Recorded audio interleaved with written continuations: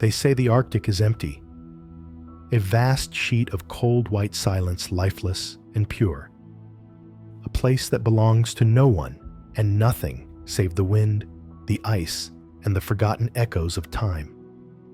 But what if that emptiness is only an illusion? What if the silence hides not absence, but erasure? Tonight we go north, far north, beyond the edges of official memory, to a place where maps lie and silence remembers what the world has chosen to forget. For centuries, explorers have returned from Arctic voyages with strange stories. Whispers of cities that shouldn't exist, geometries too precise to be natural, stone walls half buried in snow, towers glimpsed through sheets of ice. They wrote what they saw in the language of doubt, afraid to be mocked, but unable to deny what their eyes betrayed. In their journals, words tremble, structures ruins impossible.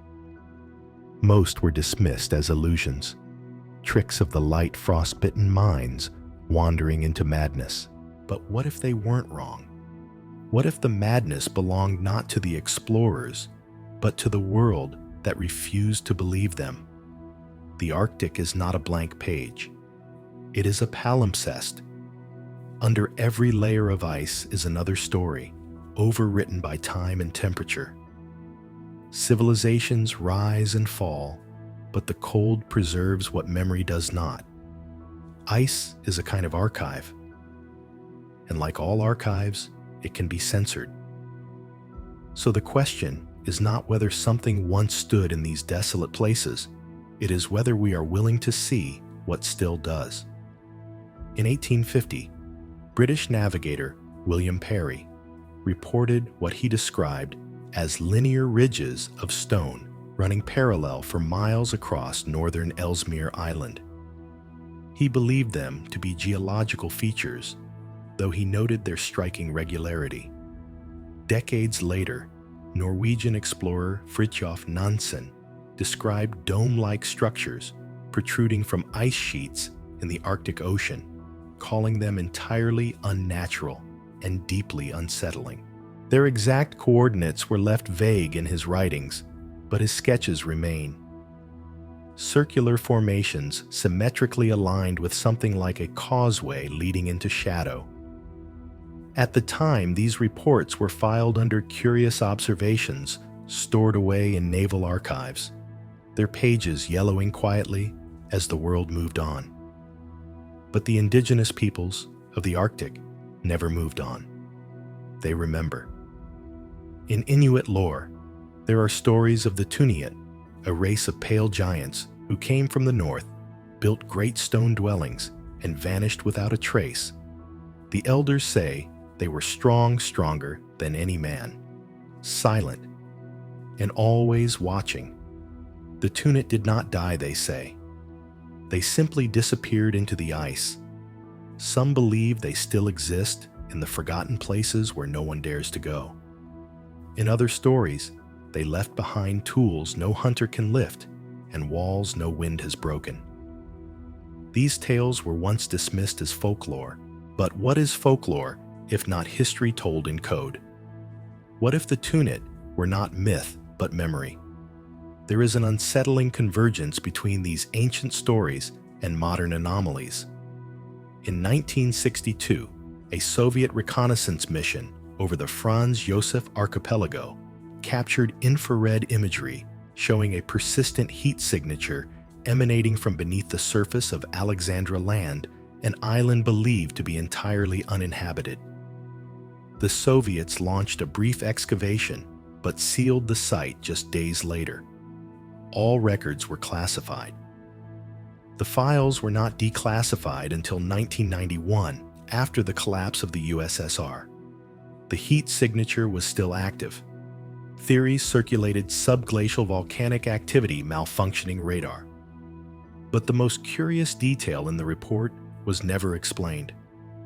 A phrase written in Cyrillic and underlined twice polygonal architecture. Why would a government hide evidence of strange structures under Arctic ice? Why would explorers hesitate to publish what they saw?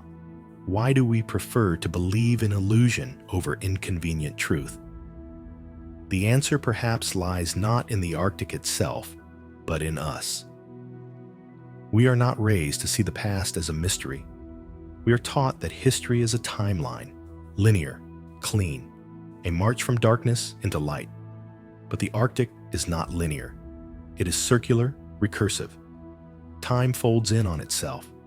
What was once buried rises again, not to inform, but to haunt.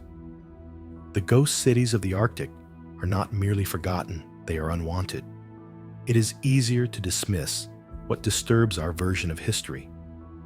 Easier to pretend the Tunit were metaphor, that Nansen dreamed in fever, that Perry's ridges were just rocks shaped by chance.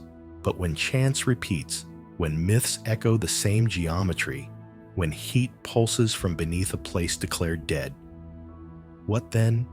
Let us not forget that Antarctica, too, was once believed to be an untouched wilderness, until aerial photos in the mid-20th century revealed mountain ranges and allegedly unnatural formations buried deep beneath the snow.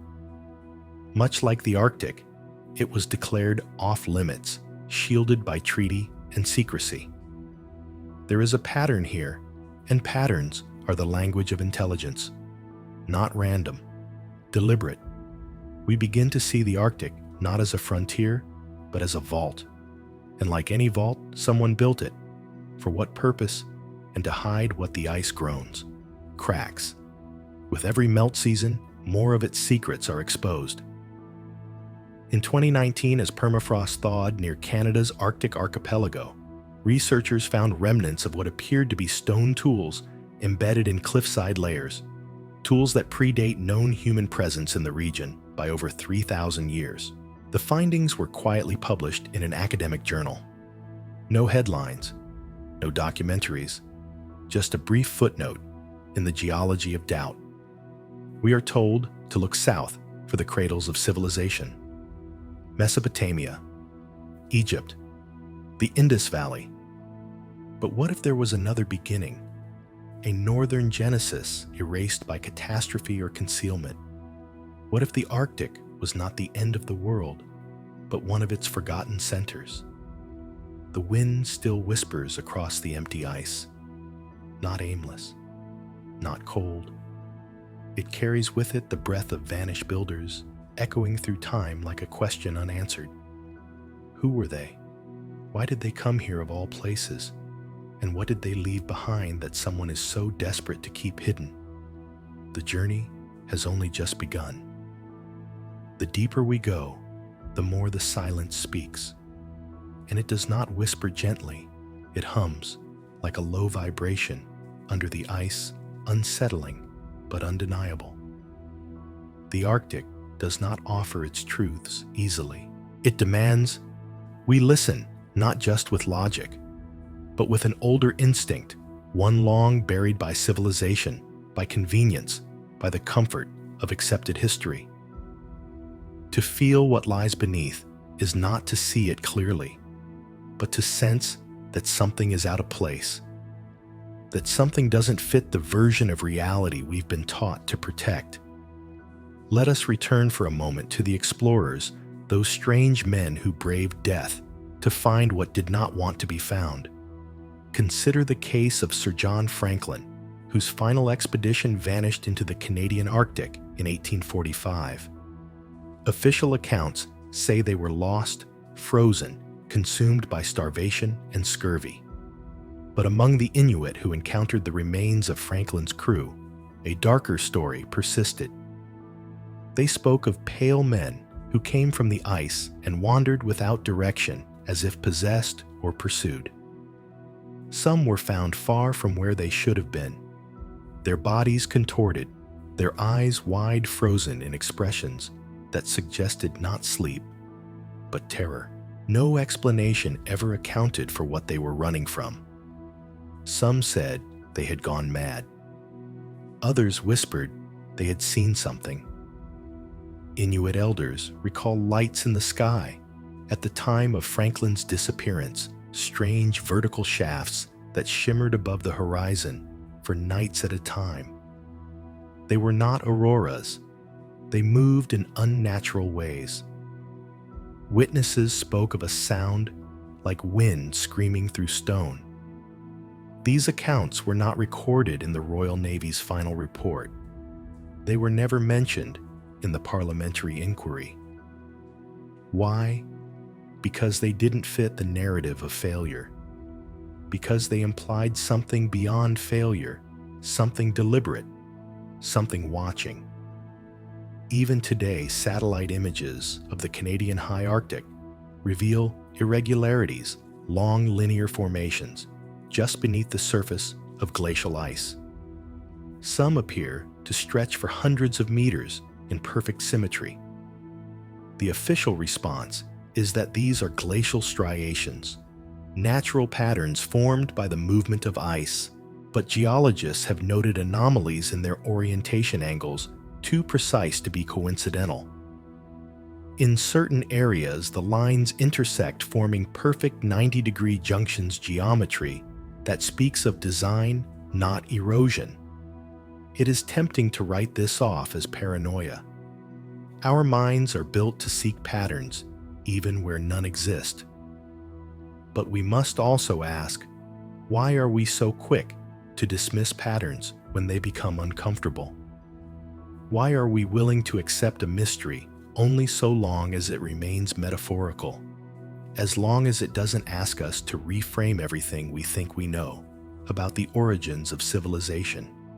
And it is here that we must begin to reimagine the North, not as a fringe, but as a core. Not as the place where humans struggled to survive, but perhaps as a place where something thrived before memory began.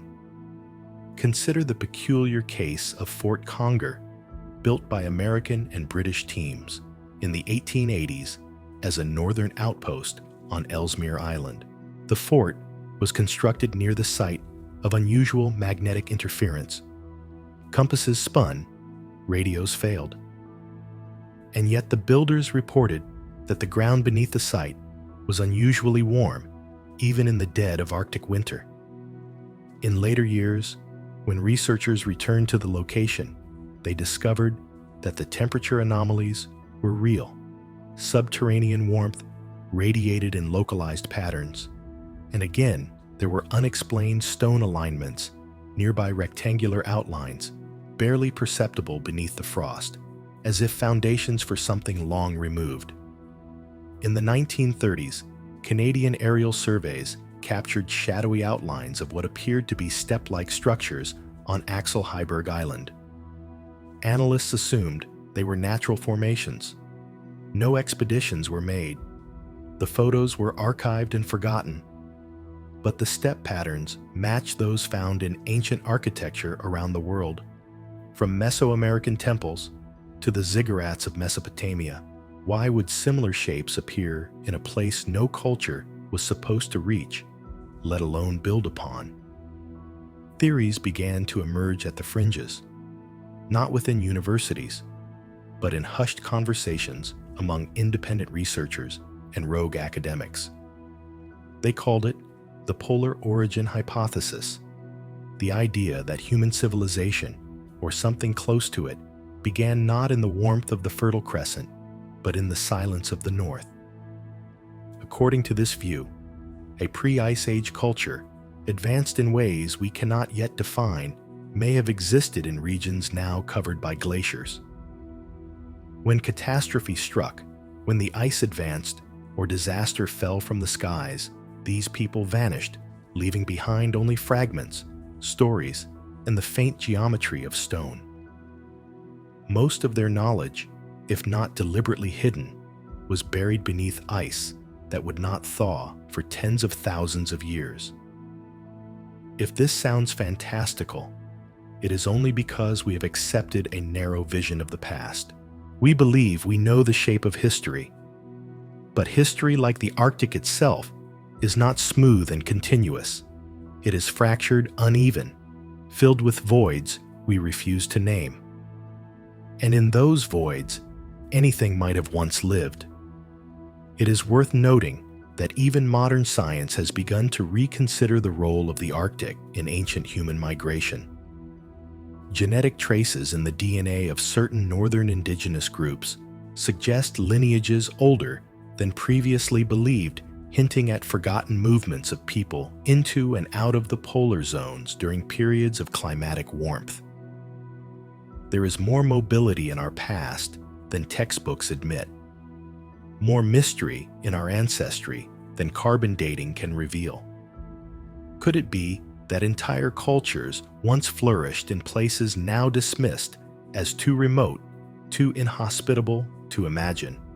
As the climate warms, permafrost retreats, and ancient bones rise to the surface like secrets refusing to stay buried.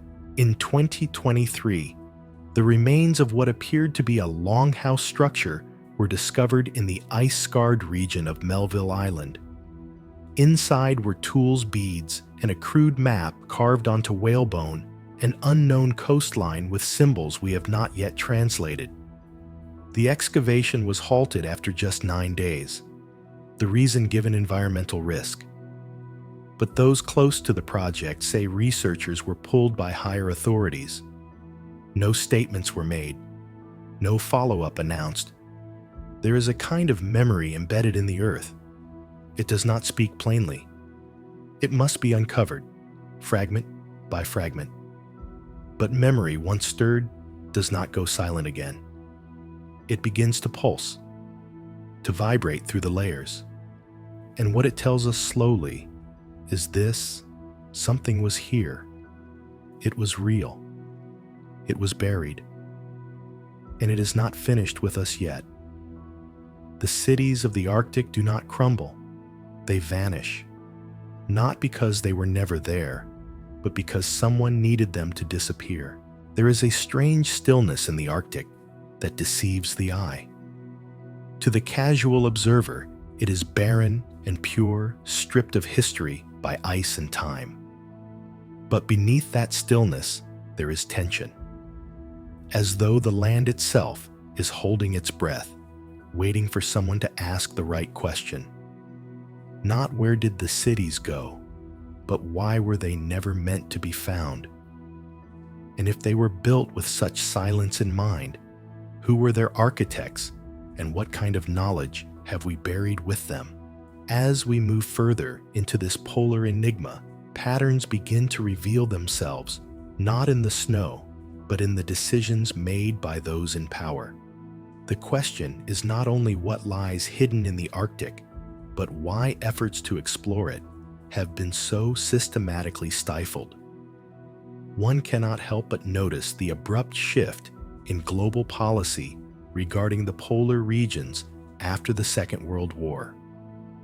Once open to explorers and independent scientists, both the Arctic and Antarctic became increasingly restricted. International treaties were drafted with surprising speed, dividing up the poles and placing them under collective administrative lockdown. The reason we are told is environmental protection, preservation. But what exactly are we preserving? Is it the landscape or something that lies beneath it? In 1959, the Antarctic Treaty was signed, freezing territorial claims and banning all military activity on the continent. Few ask why such unprecedented cooperation unfolded so quickly during a time of Cold War hostility. Fewer still question the curious timing. Just 2 years earlier, U.S. Navy Operation Deep Freeze had undertaken classified missions across the southern pole, deploying advanced radar and seismic mapping equipment. Though most records were sealed, fragments released decades later revealed images of what appeared to be regular geometric formations beneath the ice shelf, right angles, corridors, and layered voids far too organized to be geological anomalies. When questioned, the response was brief radar interference, unreliable data. Move along. The Arctic, too, saw similar interventions. In the late 1960s, American and Canadian forces launched a series of joint experiments in the Beaufort Sea, allegedly to study ice stability and subsurface geography for submarine navigation. Yet internal memos, uncovered through Freedom of Information requests, tell a different story. One report, dated 1967, references non-natural thermal anomalies and polar lithostructures inconsistent with known tectonic behavior. These were not written by mystics or theorists, but by geophysicists employed by governments. The report was immediately classified.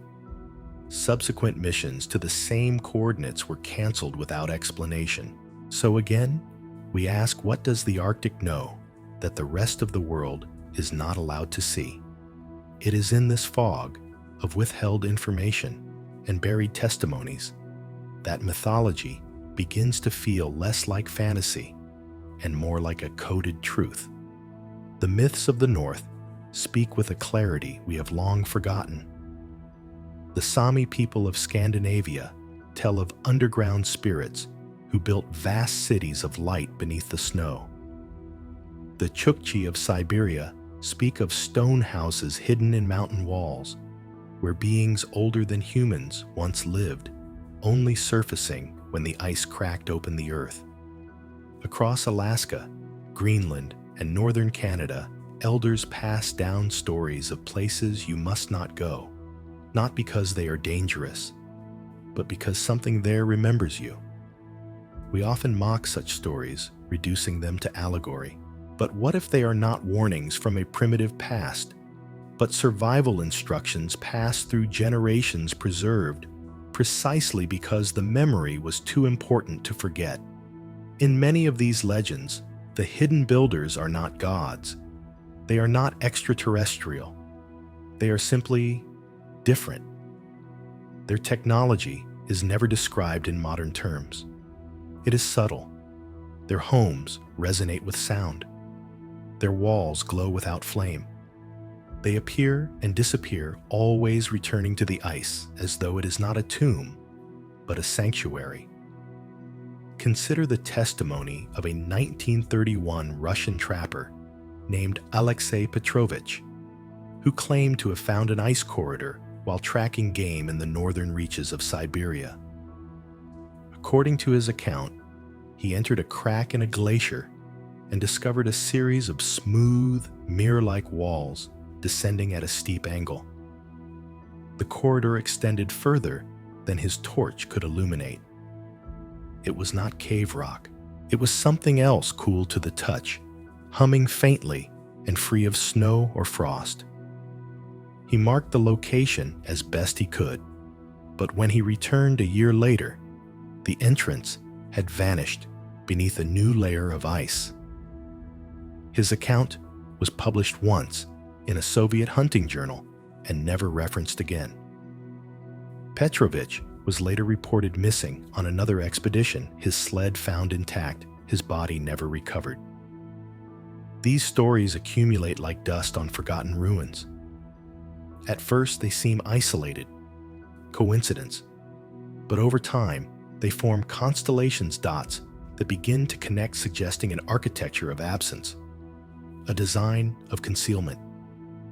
In 2020, a thermal imaging satellite launched by the European Space Agency detected unusually high subsurface temperatures beneath parts of the Greenland ice sheet. The readings were odd, localized in grid-like patterns, rectangular in shape, and spaced at regular intervals.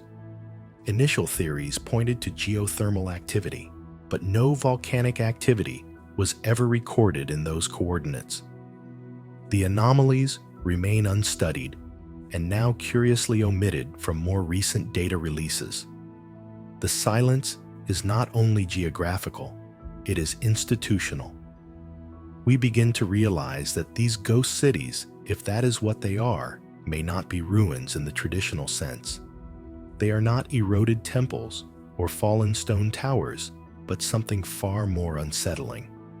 They are intact, preserved not by design, but by accident caught in the deep freeze of a world that collapsed before we were born. If this is true, then they are not monuments to the past. They are still living wounds, memory frozen in mid-sentence. And if they remain hidden, it is not because they were forgotten, but because something or someone ensured they would stay that way. The human mind is not trained to think in centuries. We are creatures of immediacy, living on the thin edge of history. But the ice is not. The ice remembers what we choose to ignore. It has seen continents shift seas, rise, and fall, and perhaps it has buried more than just fossils. Perhaps it has sealed away an entire chapter of our story, one we are too proud or too frightened to open. We are standing on the edge of that chapter now, and the next melt season may be the one that cracks it wide open. There is something eerie about a truth that waits. It does not announce itself with fanfare or revelation.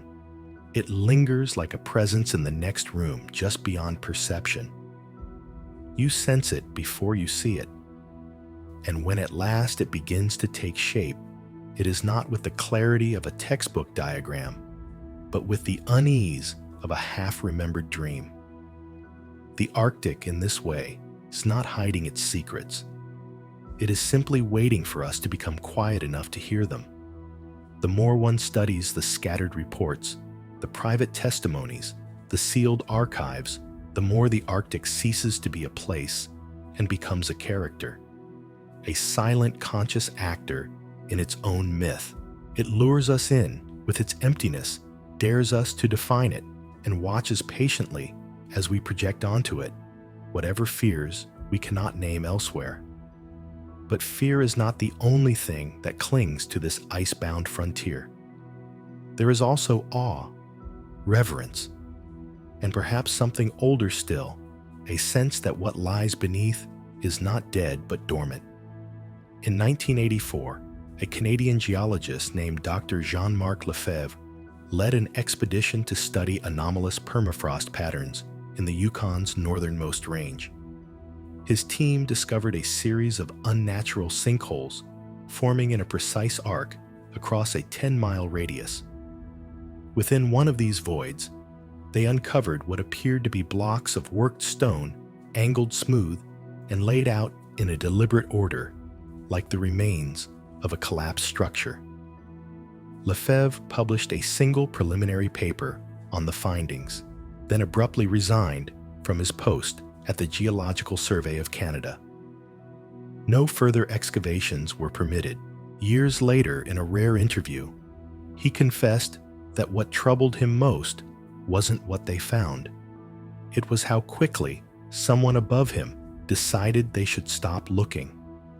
Why would the discovery of shaped stone in a remote Arctic sinkhole be treated as a threat, unless it threatened more than geology?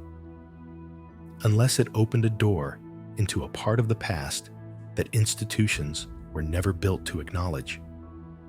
Not because it is wrong, but because it is destabilizing. Because it shifts the center of our narrative. Mainstream history insists that humans only entered these northern latitudes a few thousand years ago, following herds and fleeing glacial pressure. Civilization, we are told, is a southern invention. Agriculture, writing science.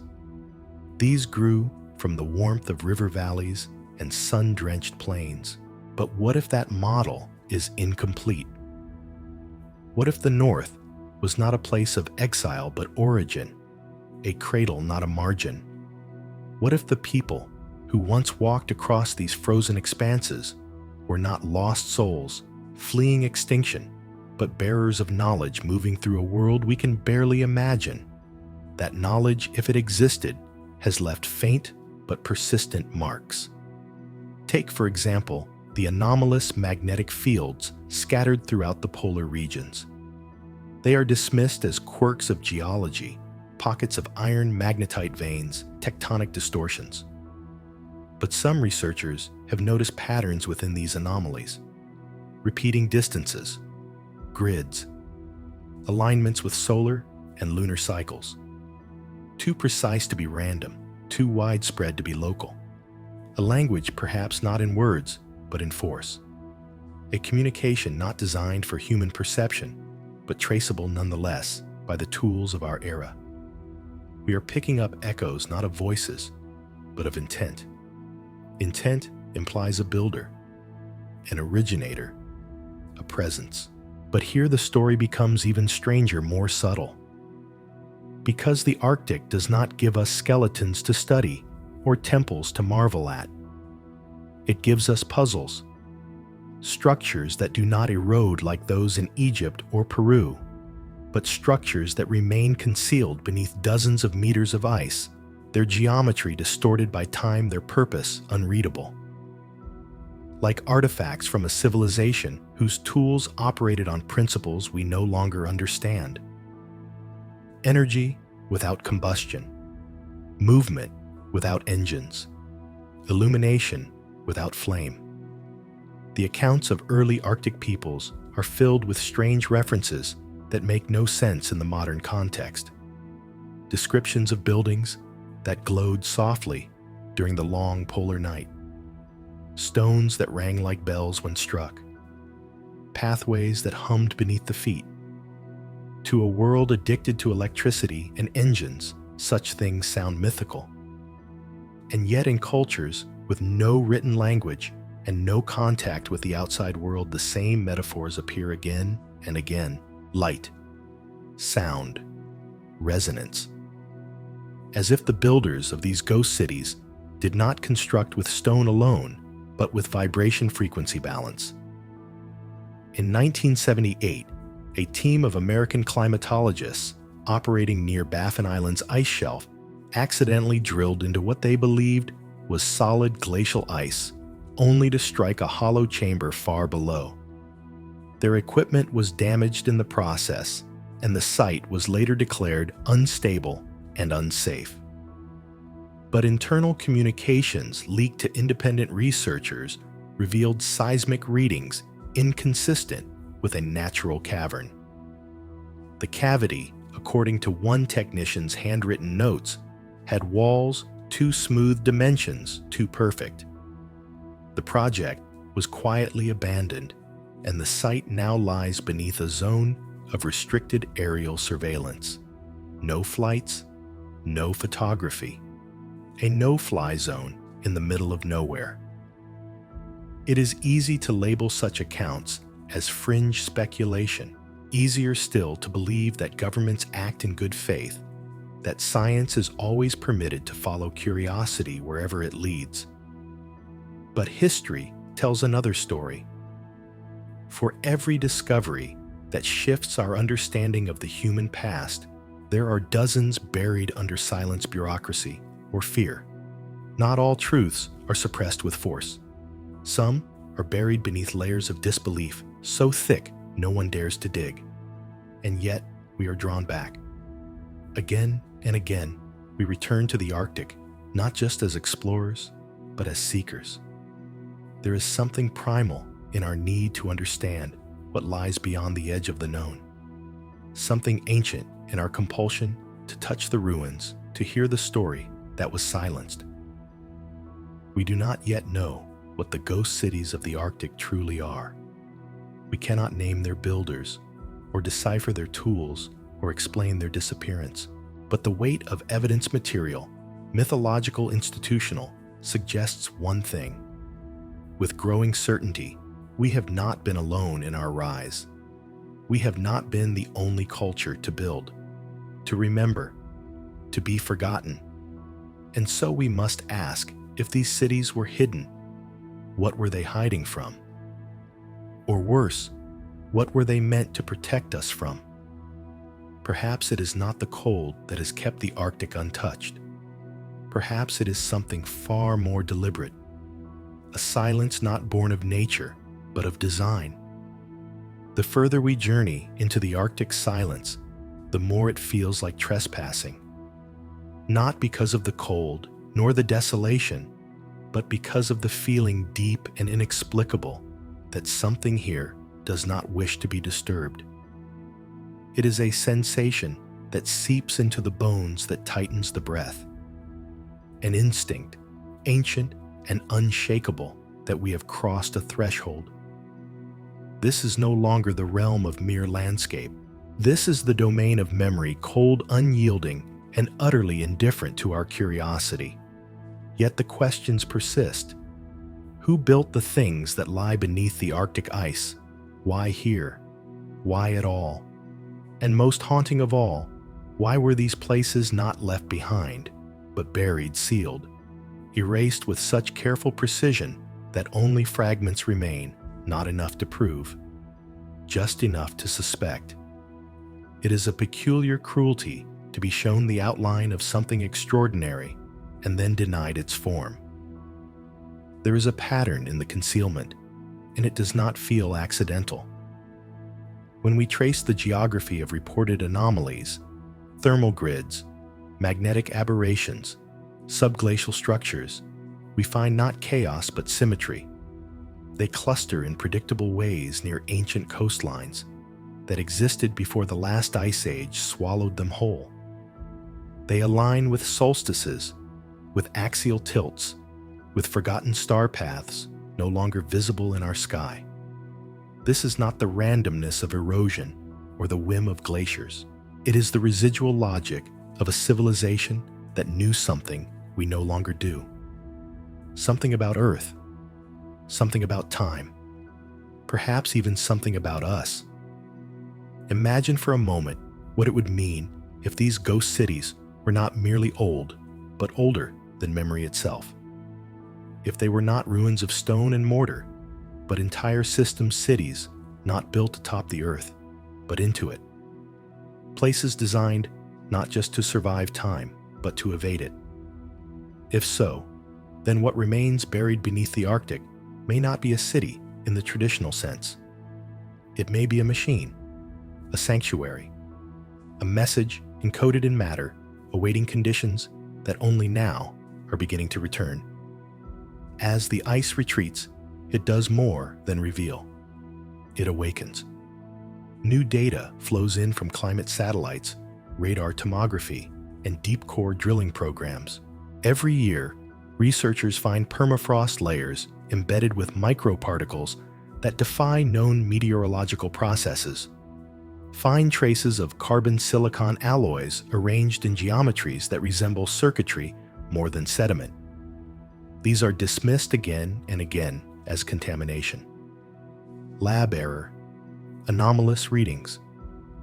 But when does an anomaly cease to be random? When it repeats, when it aligns, or when it begins to whisper something we're not ready to hear. In 2017, a team of paleobotanists studying ancient pollen layers near the North Pole discovered a band of organic matter preserved between ice strata dated over 120,000 years old.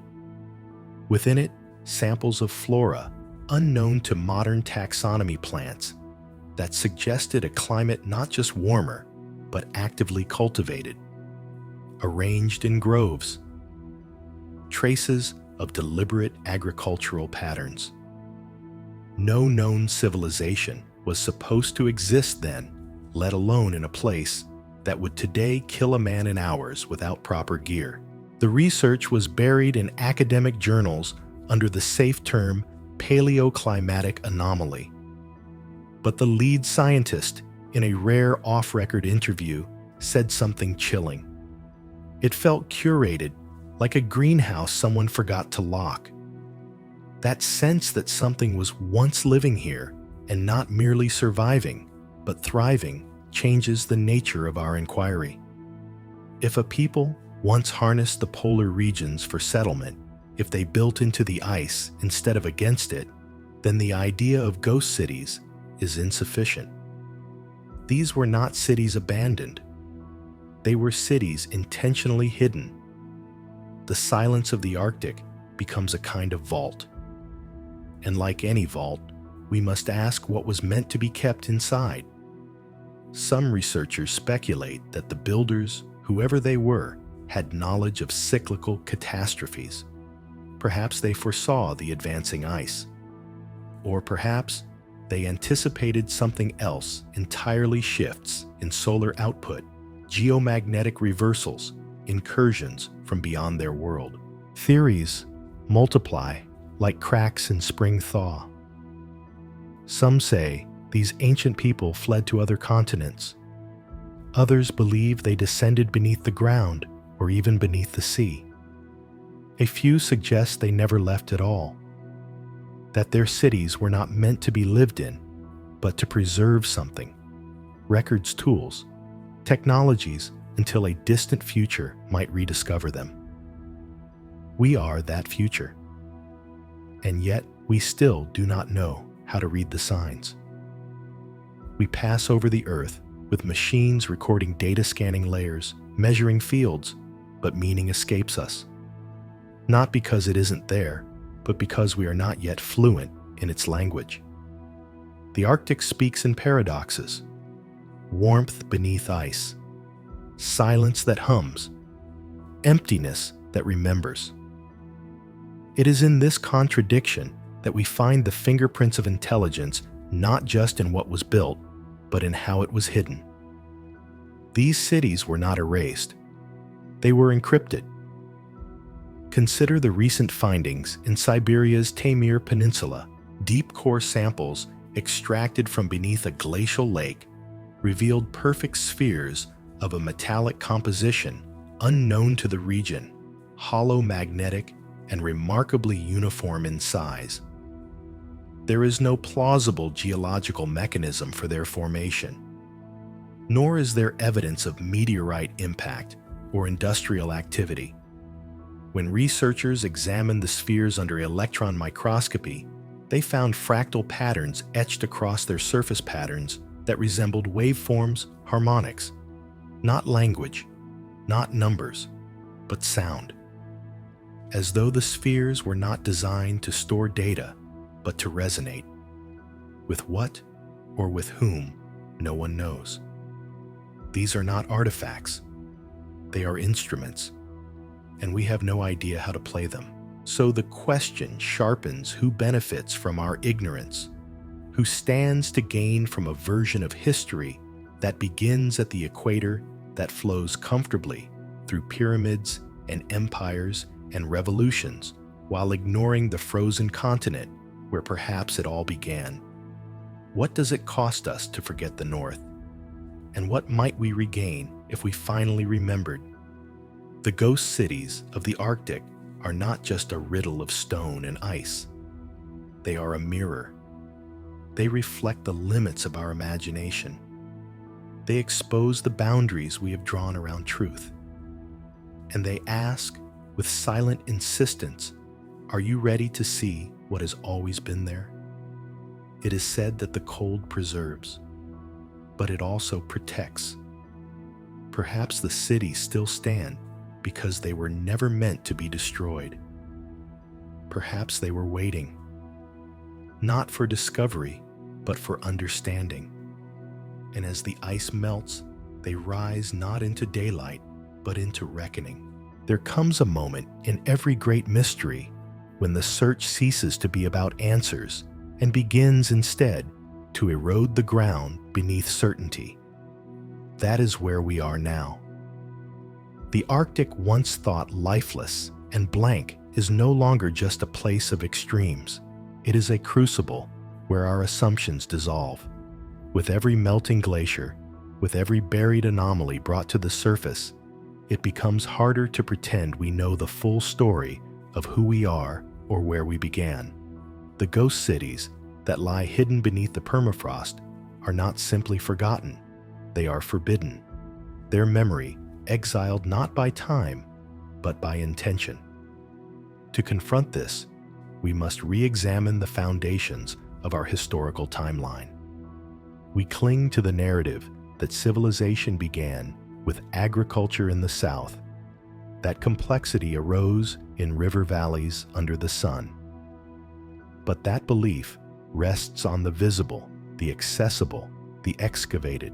What of the evidence that lies buried where no plow can reach, where ice has locked it beyond the reach of ordinary archaeology? What if what we call prehistory is not a period before civilization, but a period after its concealment? Many have noticed that conventional history behaves oddly around the edges. It accounts for what is known, but grows silent around what cannot be explained. Structures like Göbekli Tepe, emerging from the Turkish dust with its 12,000-year-old pillars and inexplicable sophistication, force even mainstream scholars to concede that advanced organization existed long before it should have. But if such complexity could appear so early in the Near East, why not elsewhere, especially in places we've barely touched? The Arctic is one such blind spot, and perhaps, not coincidentally, it is also the least excavated. Harsh weather, remote access, geopolitical tensions, all cited as barriers. But as with all things, where will meets mystery, the tools arrive. Drones, satellites, ground-penetrating radar.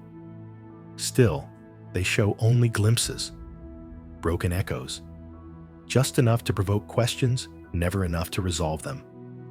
It is as though the story has been buried in layers not just of snow and sediment, but of deliberate ambiguity.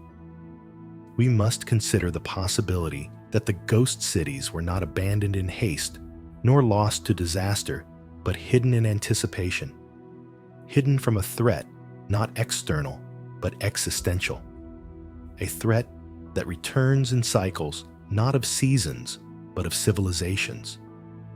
For some researchers, this brings us to the idea of inherited amnesia, a theory that humanity passes through waves of collapse and renewal, that knowledge once gained is periodically purged by cataclysm or design, only to be rediscovered and misunderstood by the generations that follow.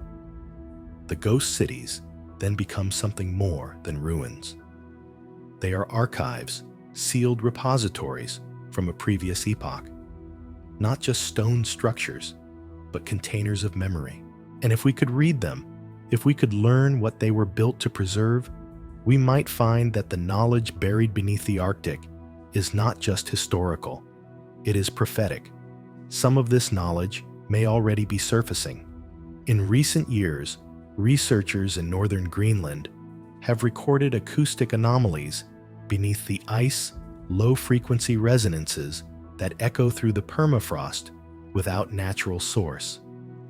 They are rhythmic patterned and seem to originate from a fixed depth. Initial studies suggested tectonic activity, but the waves did not behave like quakes. They repeated at regular intervals, each cycle forming a precise mathematical sequence.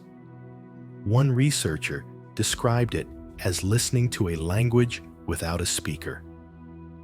And perhaps that is exactly what it is, a code left humming beneath the surface until the right minds hear it and remember.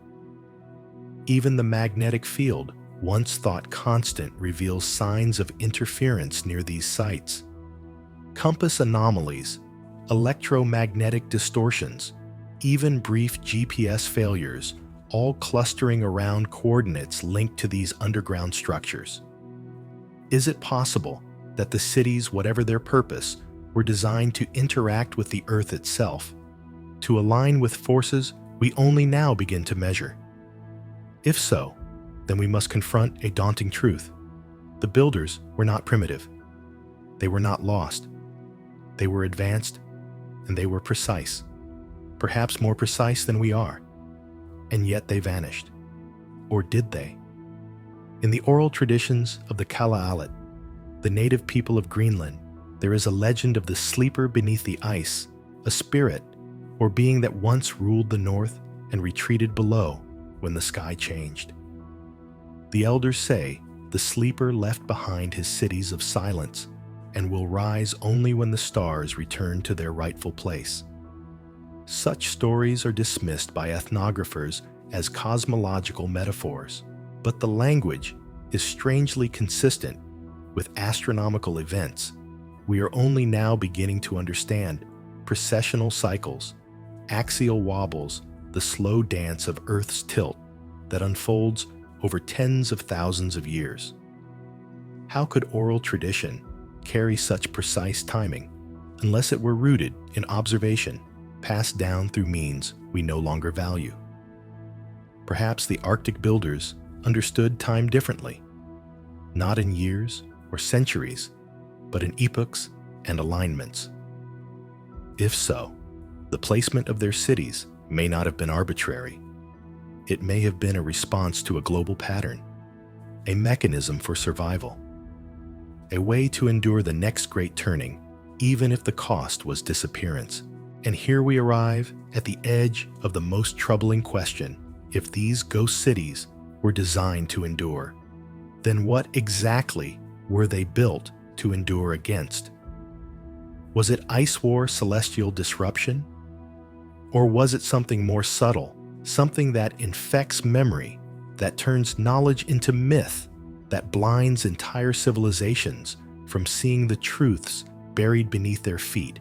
We do not know. But the clues are gathering. The walls are beginning to thaw, and the hum beneath the ice grows louder. As it does, we must ask ourselves not only what lies hidden, but why we've been trained not to look, not to dig, not to remember. Because remembering in this case may come at a cost.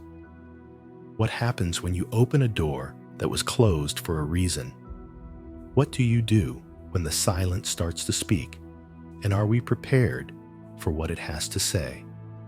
There is a peculiar heaviness that descends when a long-buried truth begins to rise. It is not the weight of revelation, but the trembling before it, as if the world itself hesitates recognizing what is coming before we do. The Arctic, in all its vast stillness, is not a place of peace. It is a vault under pressure. The ice groans not from its own collapse, but from the memory it holds back too long, suppressed too dangerous to be forgotten completely. Something beneath is pressing upward, not just through soil and frost, but through story, through silence, through time itself. Every generation has its myths of the end, its stories of floods and fire, of towers falling and stars turning against the sky. But fewer ask what came before the end. What was so terrible or so powerful that it had to be erased? What cities stood just beyond the edge of remembered history, too advanced to fit the official timeline, too precise to be mere coincidence? In the case of the Arctic, the answer seems to lie not in cataclysm alone, but in concealment. The cities that haunt its deep silence were not crushed, they were sealed. And that distinction changes everything.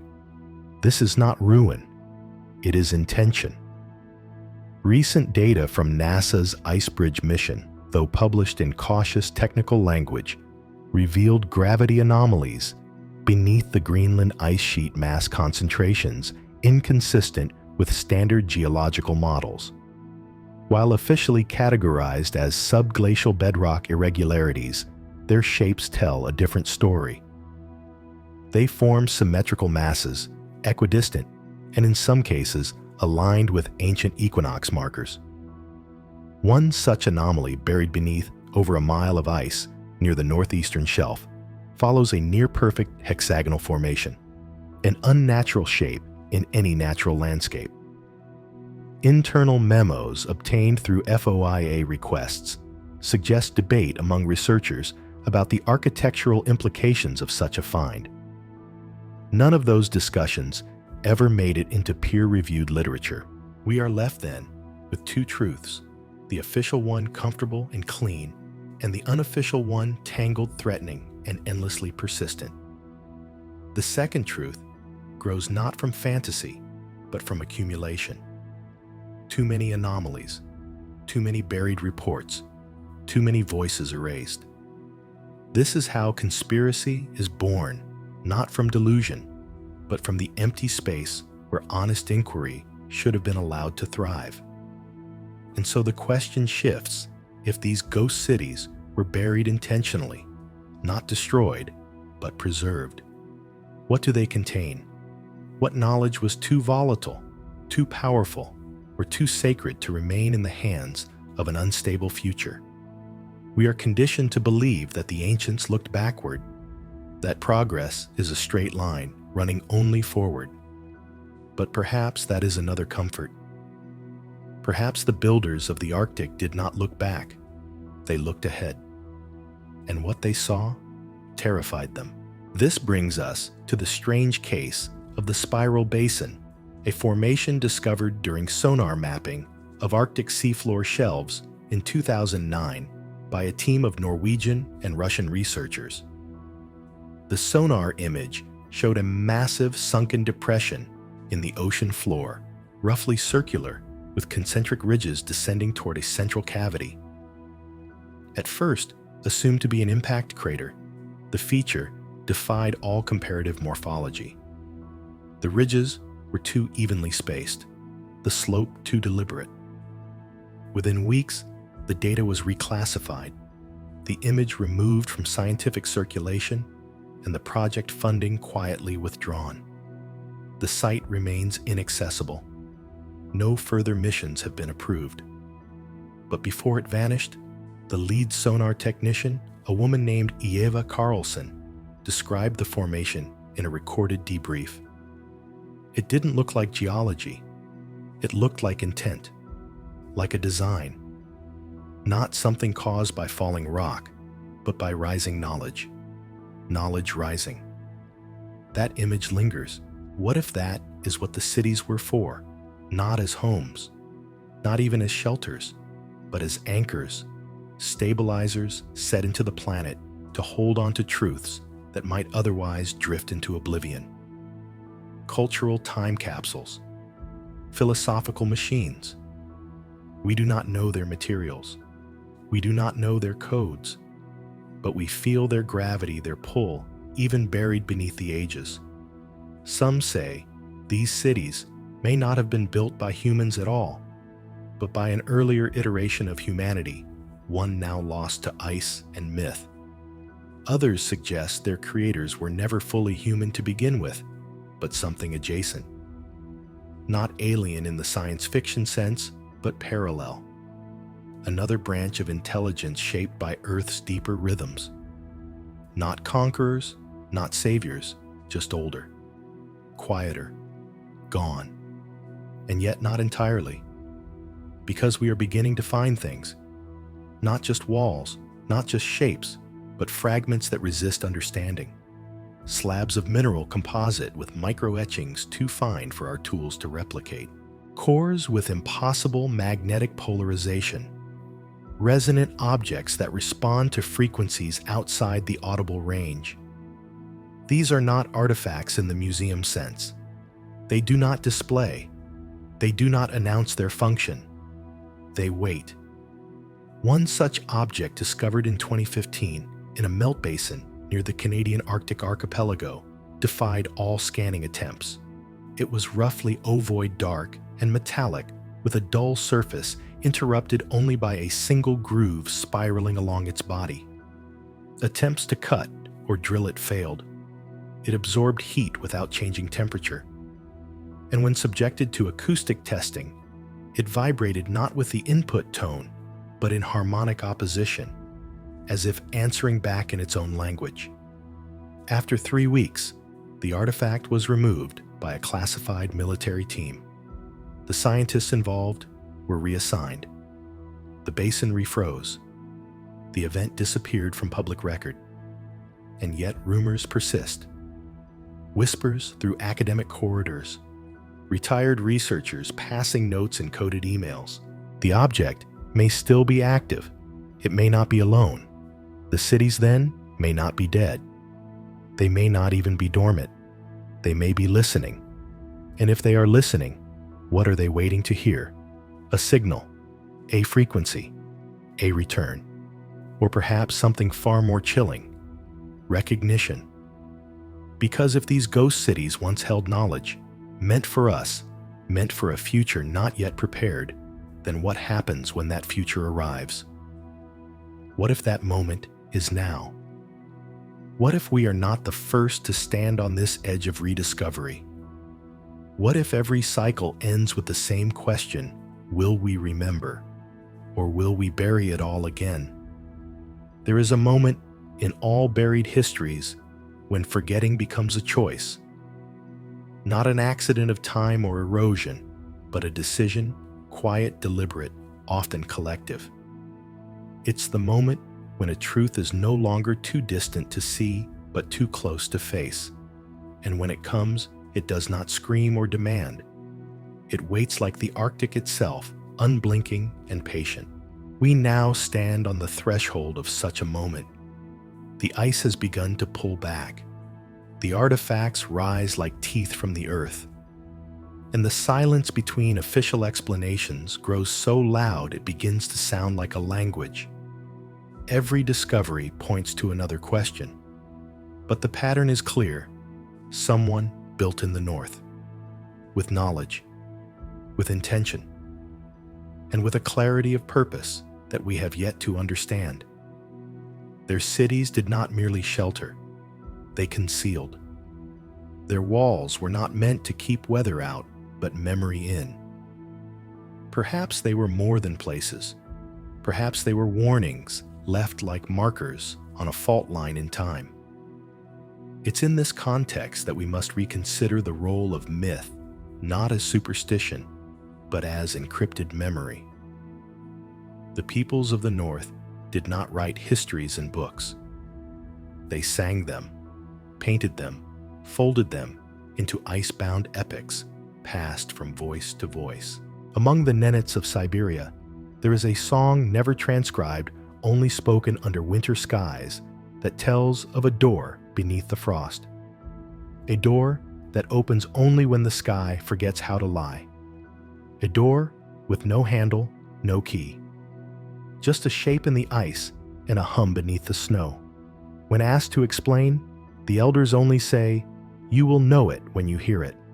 This matches eerily with reports from long-range Arctic missions that claim to hear a low, persistent frequency, inaudible to some but described by others as a hum, a pulse, even a chant. It has been dismissed as tinnitus machinery, atmospheric interference. But it is always there in the same locations, near the same geological anomalies, near the same forbidden coordinates. And perhaps the most disturbing thing is not that this frequency exists, but that it responds. When radar pings are sent into the subglacial formations, when sonar probes reach those strange cavities deep beneath the melt layers, there is sometimes rarely, but undeniably, a reply. A faint echo, too ordered to be natural. Too fast to be mere bounce. It is as though something below is aware, not alive, not sentient in the way we understand, but aware of being observed, of being reached. This is the point at which skepticism becomes less about science and more about comfort. Because if these ghost cities were built by something that still listens, then we are not studying ruins. We are knocking on a locked door. And whatever lies on the other side may not have forgotten how to open it.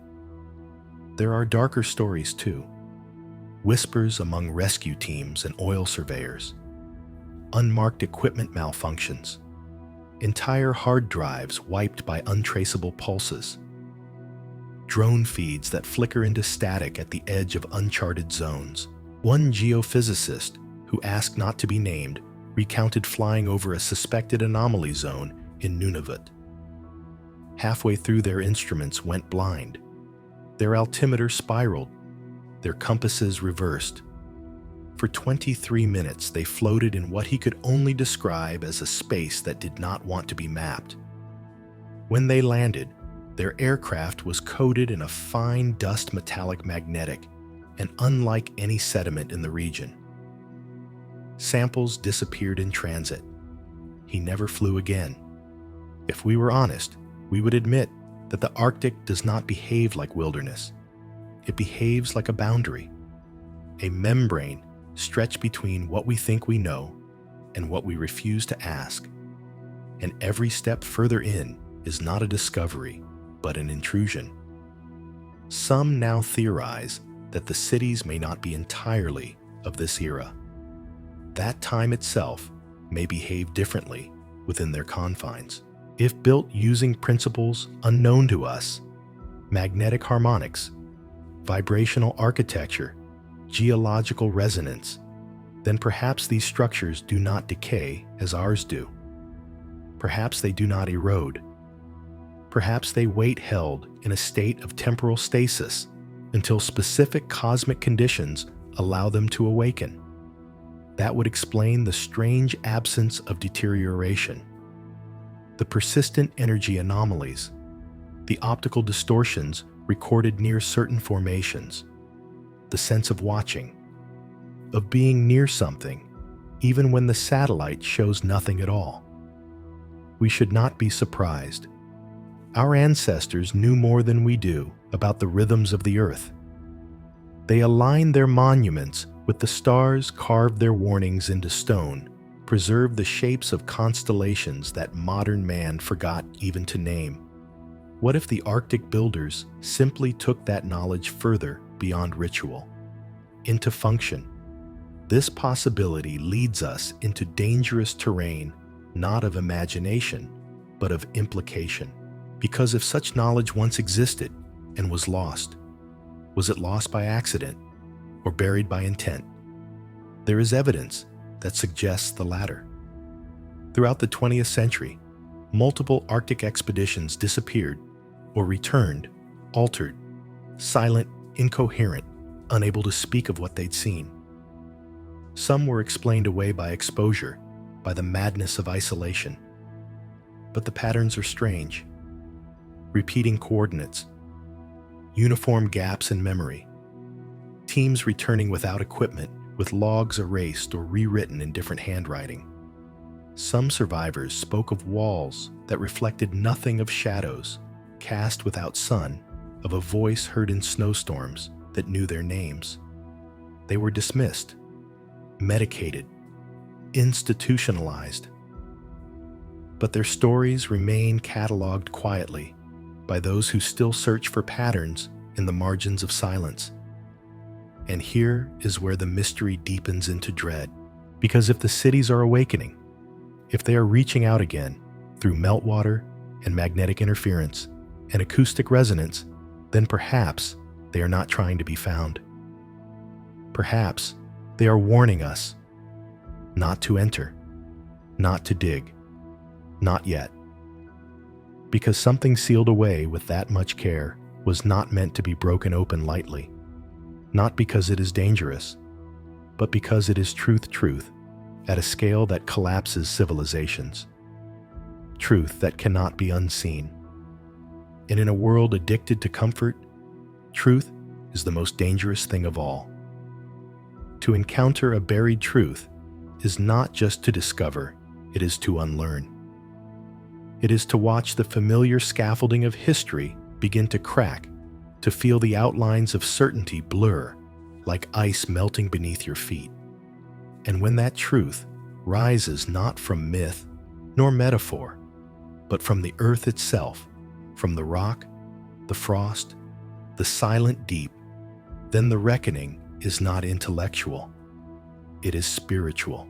You begin to ask not only what is real, but why it was hidden in the first place. The Arctic gives no answers freely. It does not yield like other landscapes. It resists. It watches. It waits. And in its refusal, it teaches a lesson older than language, that some knowledge is earned only through silence, persistence, and the willingness to let go of what you think you know. The ghost cities are no longer theoretical. There is too much now. Too many echoes. Too many fragments surfacing through permafrost that should have been barren. Too many geological features that trace blueprints rather than randomness. What we are seeing is not the product of fantasy, nor the byproduct of mistake.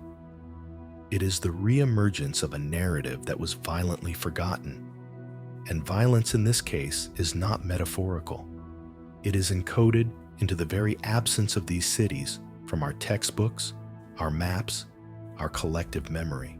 Every satellite image scrubbed, every report reclassified, every anomaly renamed as natural is a subtle act of erasure. We have been taught not only not to believe, but not even to ask. Because asking invites confrontation with something far more terrifying than the unknown, the possibility that we once knew and chose to forget. This becomes especially clear when we examine the psychological effects of proximity to certain Arctic sites. Not all, but a specific few. Surveyors report a phenomenon they call the lull, a sudden quieting of thought, not peace, but numbness. Time distorts. Memory fragments. Orientation becomes difficult even when instruments function. One field technician described the sensation as standing inside someone else's dream. Another wrote, "I knew I was awake, but the land felt like it was asleep, and I was trespassing." These reports echo indigenous warnings passed down for centuries, stories of cursed grounds, of places that should not be approached when the air turns still. Among the Yupik, there are tales of the sleeping places regions, where even animals will not walk, where the wind refuses to speak.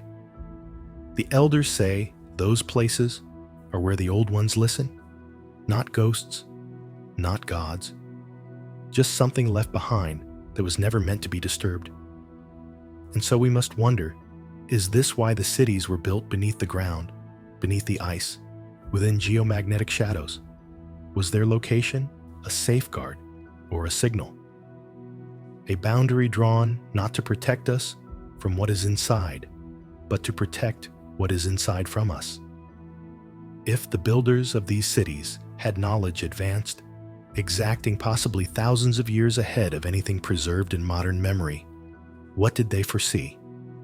What did they understand about the Earth, or the cosmos, or the nature of human civilization that we do not? We are accustomed to thinking of progress as linear, of knowledge as cumulative. But what if it isn't? What if knowledge decays when not protected? What if it can be lost, not to war or disaster alone, but to negligence, to pride, to the seductive illusion that we already know enough? That may be the true reason the cities were hidden, not out of fear of an outside enemy, but out of fear of us, of what we might do with their knowledge if we found it too soon. Civilizations die from ignorance, yes, but they also die from the misuse of memory. And perhaps this is not the first time we have found these cities. There are ancient maps dismissed by mainstream scholars as symbolic or corrupted that depict ice-free coastlines in the Arctic centuries before their supposed discovery. The Piri Reis map, the Zeno chart, the Mercator polar sketches. They show lands that should not have been known, shapes only visible now with satellite precision. Are they coincidences, forgeries, or are they remnants of earlier rediscoveries, moments in history when the ice briefly pulled back and something unimaginable was glimpsed before being buried again? One cannot help but notice the historical pattern. After every age of exploration comes an age of suppression. After the discovery of the New World came maps burned by church order. After the Industrial Revolution, a systematic push to redefine prehistory through a lens of modernity, cutting out anything that did not conform to the narrative of linear ascent. What if these cycles repeat? Because each time we approach the edge of real memory, we recoil. Because the truth is not empowering. It is humbling. We were not the first, and we are not the pinnacle. That is what the cities whisper. They are still whispering. From the ice shelf, cracks where sonar bounces twice. From the dust patterns uncovered after meltwater flows recede. From the magnetic songs that flicker faintly in machines we do not fully trust. And as we begin to decode these whispers, as researchers quietly compare notes across countries, across disciplines, a terrible possibility is emerging. The cities may not be waiting for us.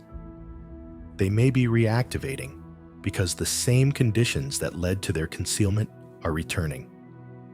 The builders may have known this would happen, may have encoded warnings, not just in stone, but in fields of force, in acoustic locks, in the timed thaw of architecture that is neither dead nor alive, but something in between, a system designed to trigger only when the world forgets enough to be vulnerable again.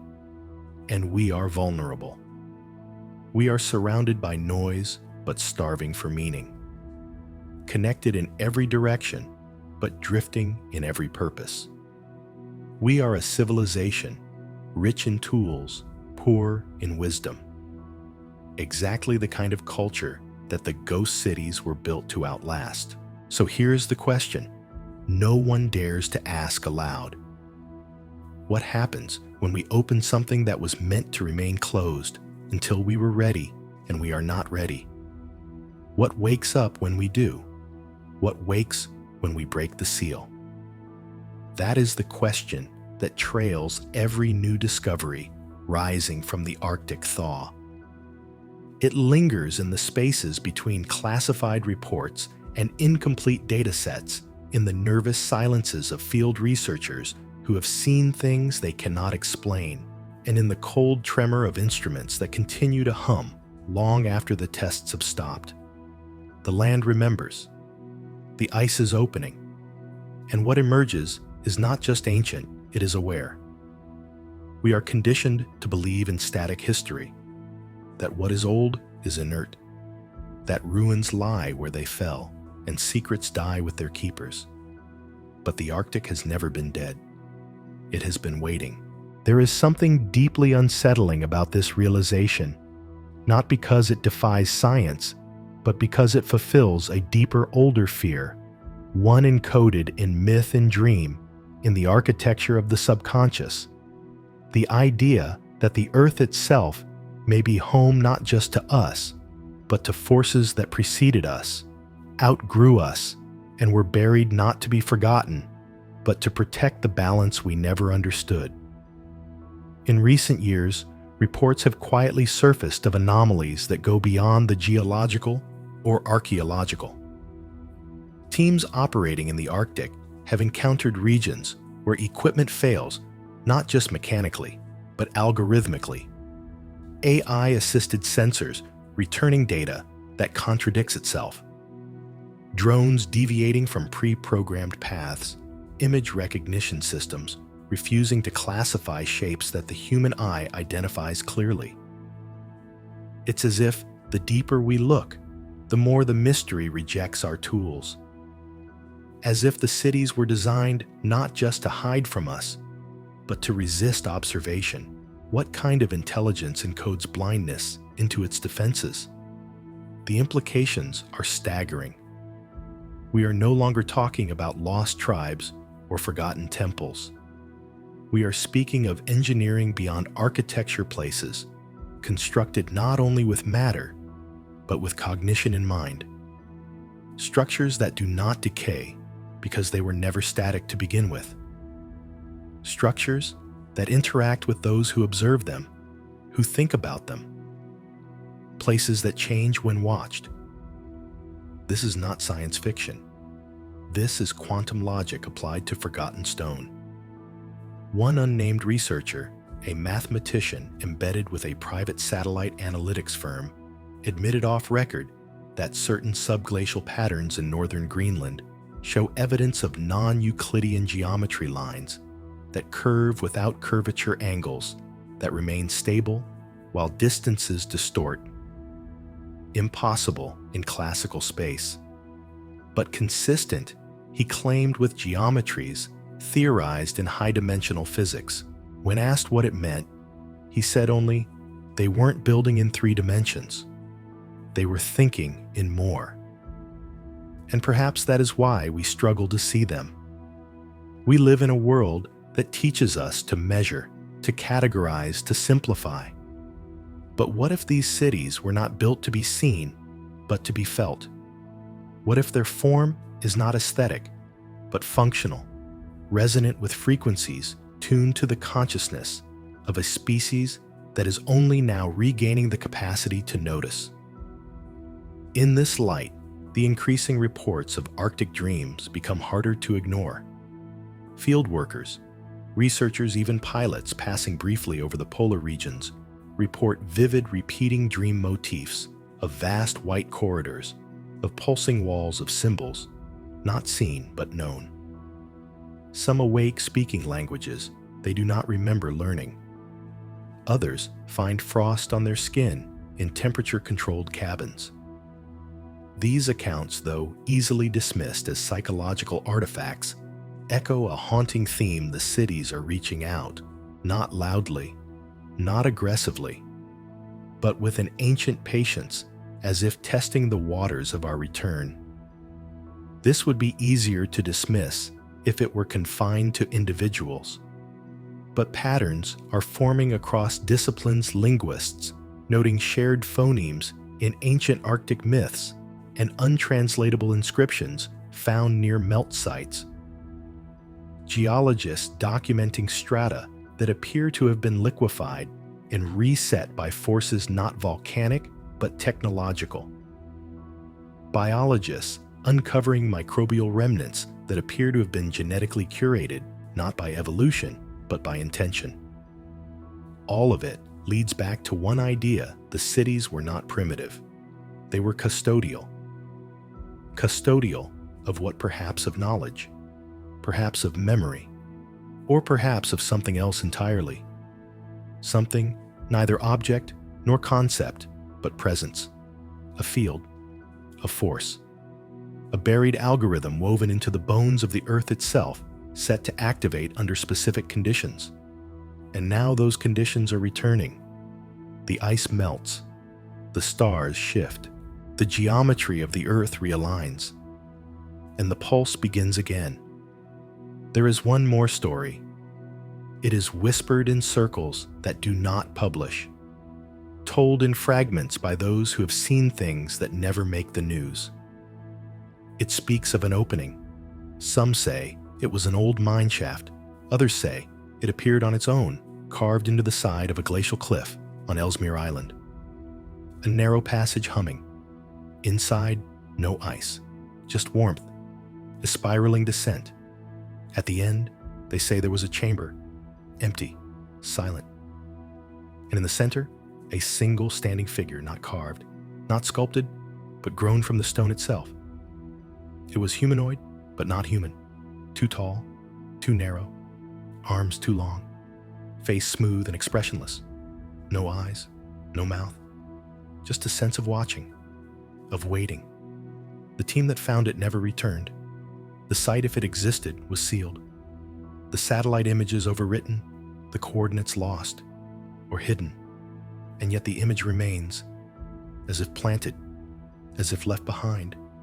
The watchers in the ice, the ones who remember.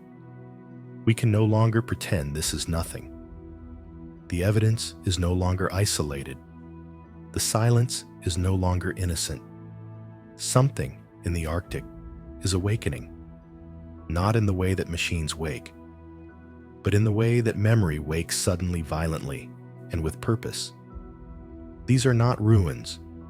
They are questions carved in cold stone, humming through the crust of the world, waiting for the right frequency to unlock them. And so the burden falls on us. What will we do with what we find? Will we dig with reverence or with conquest? Will we listen or rush to speak? Because these cities, these ghost structures buried in the snow, are not warning us of their past. They are warning us of our future. And the moment of reckoning is no longer coming. It is already here. By now, the idea of ghost cities lying beneath the Arctic is no longer a question of belief. It is a question of acknowledgement, of what we are willing to admit in the face of mounting silence, echoing signals and patterns that persist no matter how many times we look away. The cities are there. They have always been there. What has changed is us, our capacity to perceive what has long stood just outside the margins of approved history. And now, something strange is happening, something undeniable. The anomalies are no longer subtle. They no longer hide behind misreadings or geological excuses. They are coalescing, drawing together, synchronizing like a code, reassembling itself from broken pieces. Across the Arctic Circle, from Svalbard to Siberia, from northern Greenland to the Beaufort Sea, instruments are lighting up with the same readings: unusual, low-frequency tremors, symmetrical magnetic disturbances, thermal emissions from ice-locked terrain, and structures taking form where the Earth should be inert. In one of the most remote stretches of Nunavut, seismic sensors placed years ago for climate monitoring began reporting consistent rhythmic pulses from beneath a bed of ancient ice. The data appeared at first to be mechanical, steady metronomic, like a machine left running deep below. But further analysis suggested otherwise. The pulses were not exact repetitions. They changed subtly over time. The spacing shifted. The harmonics evolved, as though the signal was adapting, as though it had noticed it was being heard. That more than anything else has unsettled the researchers. The idea that what they were studying was not passive, that it was interactive, that it was listening in return. There are ancient myths that speak of this, not explicitly, but in tones too consistent to be coincidence. The Sami tell of the stone singers, frozen figures beneath the mountains, who hum into the bones of the earth and guide the migration of stars. The Inuit whisper of the deep elders, who dream the world into being and awaken only when memory fails. Even Norse myth has its echoes: Ymir, the sleeping giant beneath the ice, whose body forms the foundation of the world. We call these legends, but perhaps they are echoes, descriptions of phenomena observed, retold, and passed down in the only language that would preserve them story. Modern science recoils from these ideas, not because they are disproven, but because they are unprovable within the narrow language of empiricism. But what if proof is not the point? What if the Arctic cities were never built to be understood as we understand things, but to resonate, to influence, to remember through us? We are beginning to see hints of this now, not in laboratories, but in the minds of those who draw too close. Dreams that do not feel like dreams. Visions of architecture impossible to articulate. Obsessions with geometries that repeat in sketchbooks, in sand, in frost-covered windows. People describing places they have never visited, corridors of silver light staircases that fold back on themselves, doorways that shimmer without depth, always cold, always silent, always waiting. These reports have been dismissed naturally as psychological projection, but they follow the same contours, the same imagery, often using language foreign to the speaker's own background. Are we seeing the activation of something deeper, a buried memory, a resonance in the human mind, triggered by proximity to the old architecture we do not know? But we must ask. And this brings us to perhaps the most terrifying possibility of all, that these cities are not just physical, that they were built to interface with consciousness itself. Imagine a structure designed not just to withstand ice and time, but to interact with thought, with awareness. A building that remembers who enters, a room that responds to emotion, a city that does not need electricity or machines because it uses you your own neural frequencies as its power source. We have seen hints of this in sacred architecture across the globe. Temples aligned to lunar cycles, pyramids that hum at specific frequencies, stone circles that amplify voice. What if the ghost cities are these principles taken to their highest form? If so, then we are not only uncovering forgotten architecture, we are stepping into a living system, one that may still be operating, one that may never have stopped. This would explain the most closely guarded reports, the ones that circulate only behind locked doors. The stories of researchers who, after contact with certain sites, began to change. Subtle at first, dreams, visions, compulsions to return, but then more disturbing shifts, changes in personality, loss of time, sudden fluency in symbols never learned, sketches drawn in altered states, matching ancient petroglyphs found thousands of kilometers away. Some vanished entirely, others emerged hollow, present in body, absent in something else, as though a part of them had been retuned. To what the answer is not clear, but patterns are emerging, and those watching quietly from within academic institutions and classified divisions are starting to fear that the cities are not waiting to be opened. They are waiting to open us. What do they want? Not conquest, not communication in the way we understand it. Perhaps what they seek is simpler: alignment, restoration, the completion of a cycle long interrupted. In this light, the Arctic is not a frontier.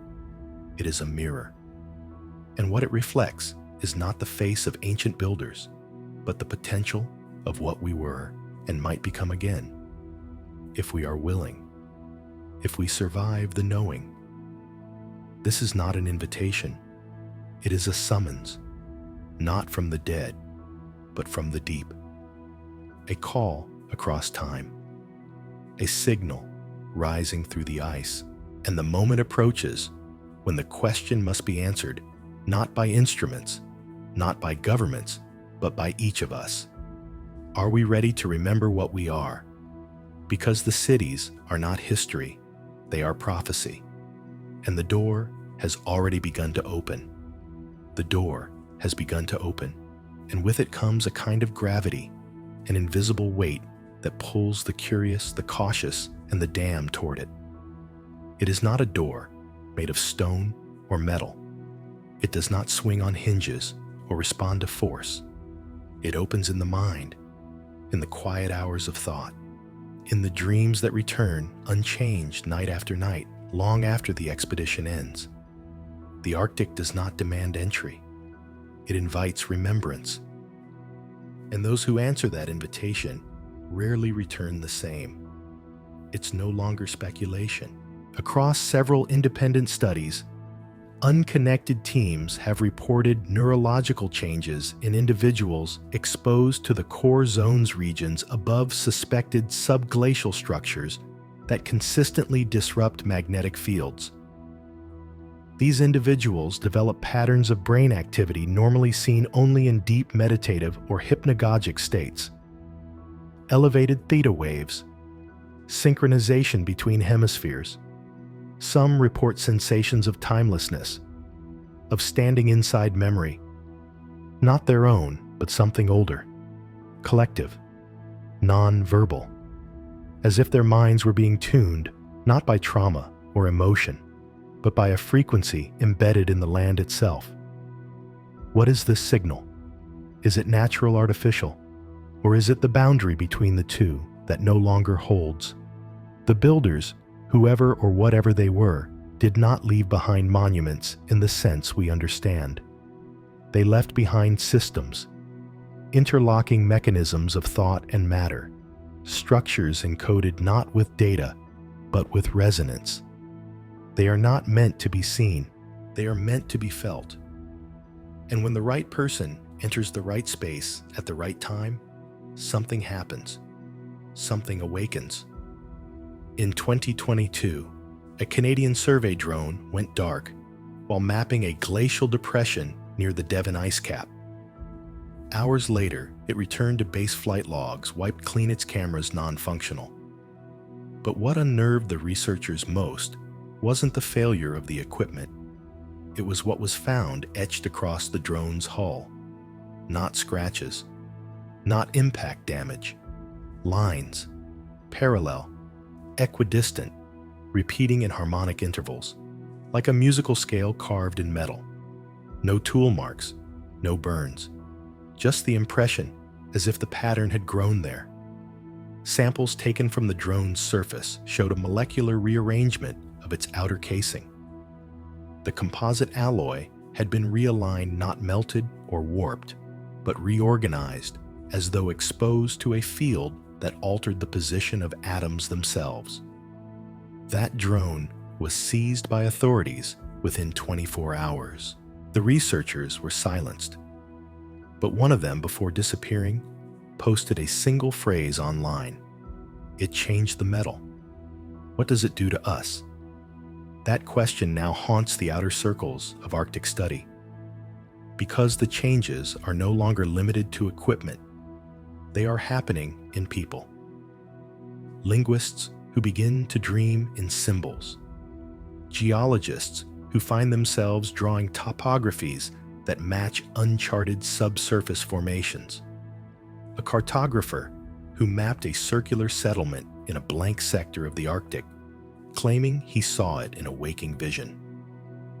Weeks later, satellite scans of that region revealed anomalies, low heat signatures, circular depressions, and faint traces of straight-line geometry buried beneath 30 meters of ice. These are not coincidences. They are convergences. A gradual collapse of the barrier between knowing and remembering. And with that collapse comes a greater realization.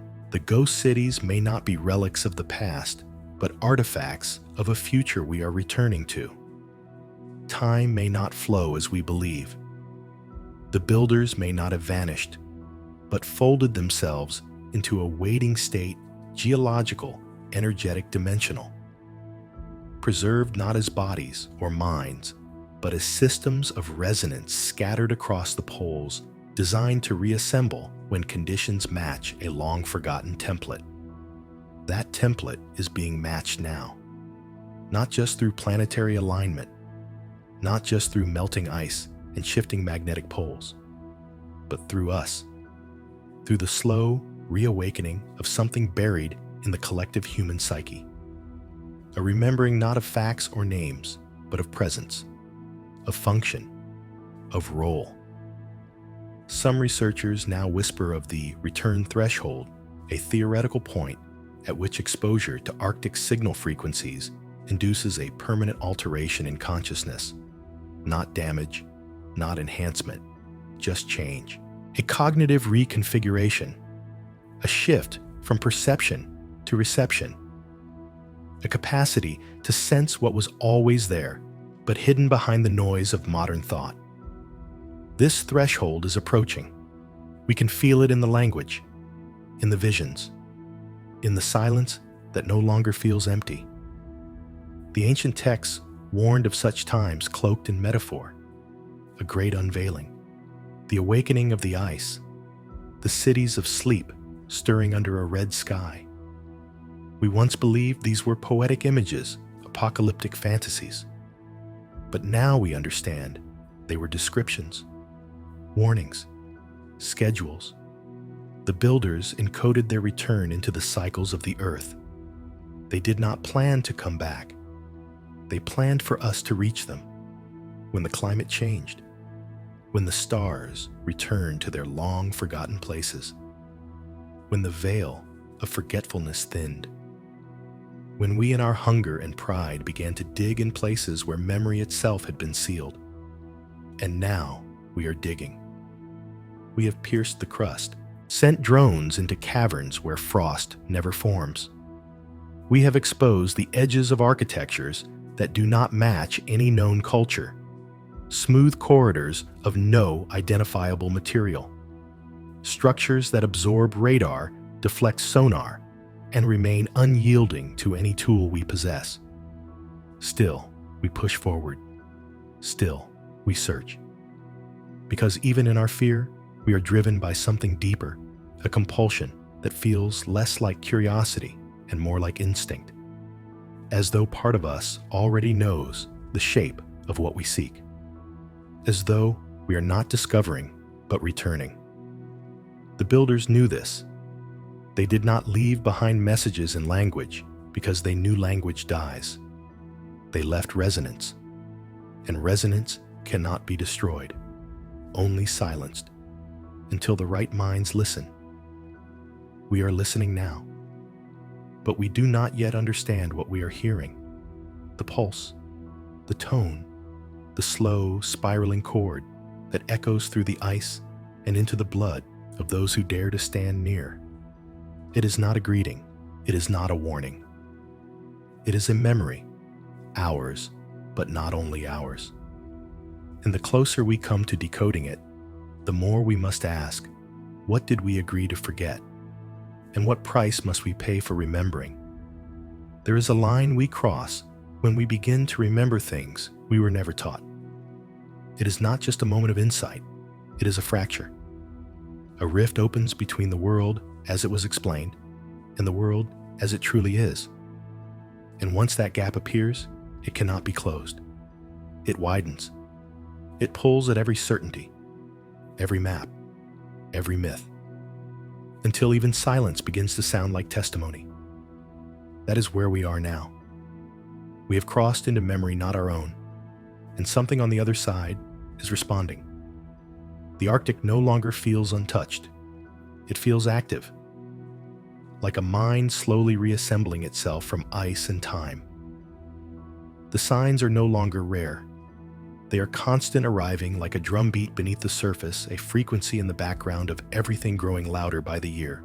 Research teams working near polar sites report behavioral shifts in wildlife, the return of migratory birds to regions long considered barren, and changes in the composition of snow itself. The crystals, once chaotic, are beginning to form patterns, geometric, nested fractal. Each one a reflection of something unseen. The land is synchronizing, and with it, so are we. Not overtly, not yet, but quietly, beneath the level of culture, in the drift of dreams, in the tilt of thought. People are waking with images they cannot place, shapes, glyphs, architectures they have never studied, but describe with uncanny precision. Places they've never visited, yet recognize in photographs. In one documented case, a woman in northern Finland drew a series of interconnected domes on a napkin while in a trance-like state. Days later, a radar scan of subglacial formations near Novaya Zemlya revealed nearly identical shapes beneath the ice. How we don't know. But these are not isolated events.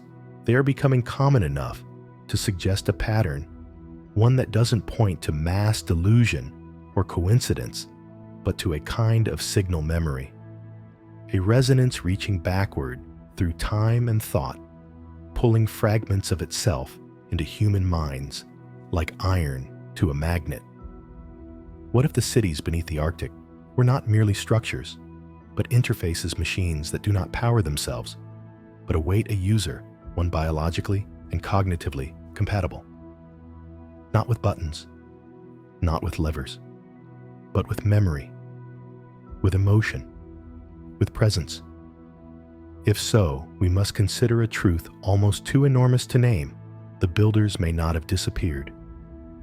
They may have seeded us, embedded fragments of themselves into our lineage, not in flesh or language, but in architecture of thought, dormant strands of pattern recognition, geometric fluency, harmonic empathy. And now, as the world turns and the ice recedes, that dormant code is activating, gently, irresistibly. The implications are staggering. It would mean the ghost cities are not just history. They are destiny. Not monuments, but instructions. Not memory, but a design for becoming. And perhaps that is why every major discovery at these sites has been so aggressively classified, so violently hidden. Because those who control history understand, at least in part, what it would mean to reveal this. It would fracture the very idea of who we are. It would undermine every myth of supremacy, of linear progress, of isolation. It would prove we are not alone, not now, not ever. That we are the continuation of something vast, something cyclical, something deliberate. This is why the cities had to disappear. Not because they failed, but because they succeeded. Because they held the memory of a world where humanity was not lost, but in tune. Where consciousness was not confined to the brain, but extended, woven into stone, light, magnetism, and time. Where cities were not built over the earth, but with it, in dialogue, in resonance. What we call the paranormal, the supernatural, the unexplainable. Perhaps these are just flickers of an older mode of living. One where the boundary between mind and world was thinner. Where the builder and the built were not separate. Where memory was stored not in books, but in frequency. And now that frequency is rising again. You can feel it in the chaos, in the strange convergence of technologies and terrors, in the way time seems to stutter, in the sense shared by many that something is coming, but no one knows what. Perhaps what's coming is not new. Perhaps it's a return, a reawakening of the old cities not in the ground, but in us. There are coordinates whispered in sealed rooms, places where people go and come back different, not broken, not insane, just aligned, as if some internal compass had been corrected, as if a signal long ignored had finally come clear. And what they speak of when they speak at all is not terror, not visions of apocalypse or alien invasion, but clarity, a quiet understanding that the world is not what we were told, but that it was never meant to be. They say the cities are humming again. They say the ice is thinning above their central chambers. They say the pulse, once every 100 years, now comes every 10. What happens when it reaches 1? What happens when the signal becomes continuous? When the door opens, not beneath the snow, but in every human mind, tuned to the right frequency? Are we prepared? Do we even know how to prepare? We have spent centuries looking outward, seeking meaning in stars and gods and machines. But the cities of the Arctic tell us to look inward, to remember, not individually, collectively. Because this was never a story about one person, one prophet, one scientist. It is a story about a species, a long-forgotten promise, a memory kept in ice. And the time to remember has come. The time to remember has come not in fragments or symbols, but in the full shape of what was lost. The hum beneath the Arctic grows stronger, not louder, but clearer. It no longer feels like a mystery waiting to be solved. It feels like a voice speaking through the veil, a signal not sent, but recalled, as if the moment has finally arrived when we are ready or dangerously close to being ready to understand what was left for us long ago. At the center of this unfolding is not a structure, not a map, but a convergence. A point in time and mind where the physical and the immaterial meet. The cities, the dreams, the resonant frequencies, they are not separate phenomena. They are aspects of a single system reactivating. What we mistook for ruins were never ruins. They were sleeping circuits, dormant systems embedded in the earth like organs in a body waiting for the return of their consciousness. And that consciousness, impossibly, may be us. Not as we are fractured and blind, but as we were once meant to become aligned attuned, able to interface not only with each other, but with the planet itself. The ancient builders did not just build for themselves. They built for a time when we would wake up inside the systems they left behind, when we would realize the inheritance was not in stone, but in resonance, in the remembering. It is happening now. We see it in the scattered but mounting reports of individuals sensing locations before they arrive, of groups entering these liminal Arctic zones and synchronizing breathing together, thinking together, describing the same visions before they speak them aloud. Scientists who never met drawing identical geometries. Children in distant countries sketching the same spiraling glyphs. Engineers dreaming of machines they've never seen and waking with designs fully formed. These are not accidents. They are symptoms of a deeper system beginning to link its parts. We once called it myth, then madness. Now we must call it activation. The Arctic is not reacting to climate. It is reacting to consciousness, not to the rising temperatures of air and water, but to the rising energy of awareness, a pulse returning to the circuits, a presence stirring inside the deep. Some fear this. They believe what wakes will judge us, that the builders were gods or entities far beyond us, and that reawakening them is a dangerous trespass. But that is only fear talking through the mouth of control. The builders were not distant. They were not divine. They were us, or what we once were before the fall, before the forgetting, before the walls between earth and mind, between self and system were built. The cities are reminders, not of who ruled, but of who we were when we still listened, when we still knew how to live with the earth, not over it. When our technology was not an escape from nature, but a form of conversation with it. That is what we are returning to now. And that is what terrifies those who have built empires on the suppression of memory. Because the return of the Arctic signal is not just a metaphysical event. It is a revolution, a collapse of the machinery of forgetting, of borders, of lies, of power based on the idea that knowledge is property and the past belongs to the victorious. These cities were never theirs to bury.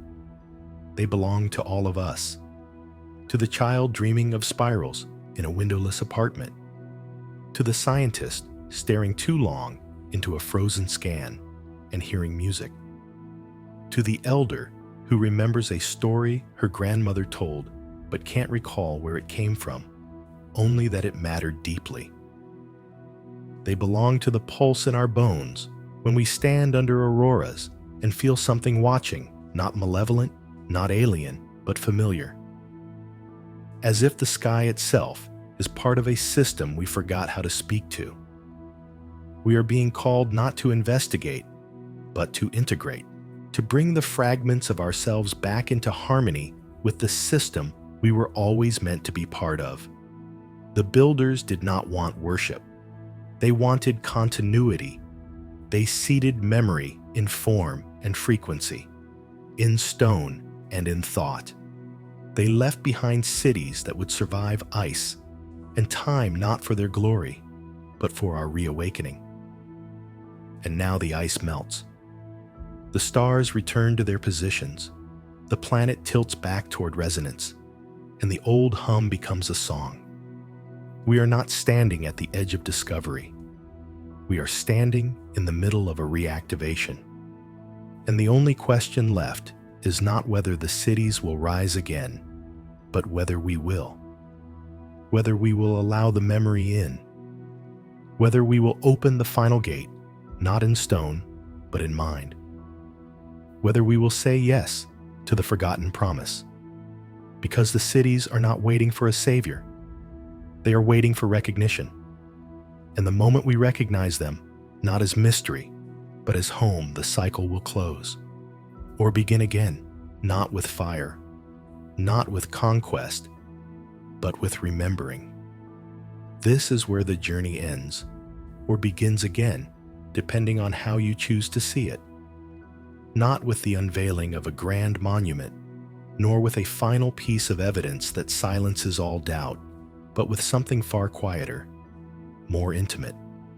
The return of a memory you didn't know you had. The feeling impossible to explain that something ancient has shifted inside you. That somewhere buried, not beneath ice, but within you, a door has opened. The ghost cities of the Arctic were never meant to be found in the way we've been taught to search. They are not prizes for conquerors or proofs for institutions. They are reflections, interfaces, tests perhaps of readiness, not for knowledge in the sense of data, but for the kind of understanding that changes who you are, not just what you know. That is what the builders left behind. Not a civilization to be studied, but an architecture of awakening. You feel it now, don't you? That hum behind your thoughts. That subtle alignment of idea and instinct, as if your body remembers something your mind is only beginning to grasp. It's not fantasy. It's not metaphor. It is memory. A memory seated in the very shape of your perception, awaiting only the right frequency, the right moment to surface. And that moment is now. All around the world, the signs have already begun. Not in headlines or declarations, but in synchronicities too precise to be chance. Across disciplines and cultures, people are describing the same visions, feeling the same pull toward the poles, sketching symbols that match carvings buried for thousands of years. Artists, engineers, mystics, scientists, all touching the same field from different angles, all sensing the same return. They don't know what they're tapping into, but they know it matters. The Earth is aligning. The Arctic, long considered dead, is rising not just geologically, but energetically. Something beneath the ice is reassembling itself, not in movement, but in meaning. A network of cities, not of conquest, but of coherence, of unity. Their purpose is not domination. It is balance to stabilize a species prone to forgetting, to retune a planet caught in noise, to bring us back into the rhythm we once shared with every stone, every star. You can hear it now, the hum. It's in the silence after you stop reading, in the stillness between thoughts, in the way the hairs rise on your arms when you remember something you never lived. And the cities, they are not in the future. They are not even in the past. They are here, beneath the crust, beneath the noise, beneath the conditioned amnesia of a species that traded resonance for reason. But now reason is cracking, and through the cracks, the light returns. Do not be surprised if you begin to feel pulled north in your dreams. Do not be alarmed if geometry begins to appear in your thoughts. Do not resist when silence feels more real than speech. You are not losing yourself. You are stepping into alignment. You are hearing the same call that the builders once heard in a time before time, when Earth still remembered how to speak and we still remembered how to listen. Because the ghost cities are not ghost cities. They are not ruins. They are alive. And they have been waiting for you, not to explore them, not to awaken them, but to become them. You are the continuation of something vast. You are the return. And now, the pulse is in your blood. The resonance is in your voice. The map is beneath your feet. Welcome back. You never left.